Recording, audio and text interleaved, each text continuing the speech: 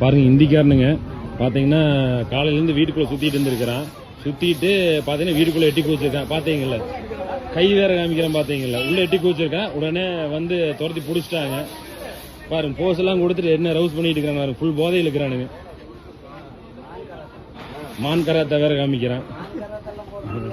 எல்லாம் புடிச்சு உட்கார வச்சிருக்காங்க. தமிழ் நான் வரைக்கும் பேச தமிழ் தெரியுமா?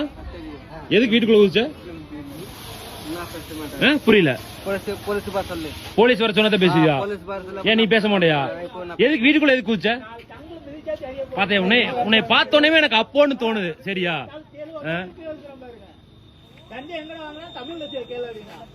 ஏண்டா எதுக்குடா வீட்டுக்குள்ள குதிக்கிறீங்க?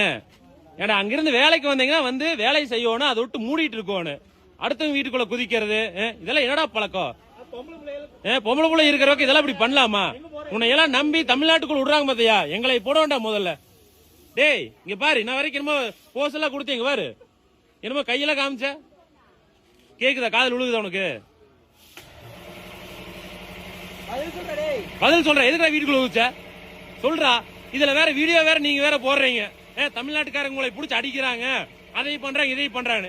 எதுக்கு அடுத்த வீட்டுக்குள்ள குதிக்கிற? டேய் தங்கம் இங்க பாரு, சொல்லு சொல்றா, வாயத்தோற. அவ்வளவு மப்புல இருக்கிற நீ. டேய் அவன் எல்லாம் பேச மாட்டானு. இன்ன வரைக்கும் பாத்தீங்களா போஸ் எல்லாம் கொடுக்கறான். 2 அப்பா பிள்ளைமான்னு தோணுது.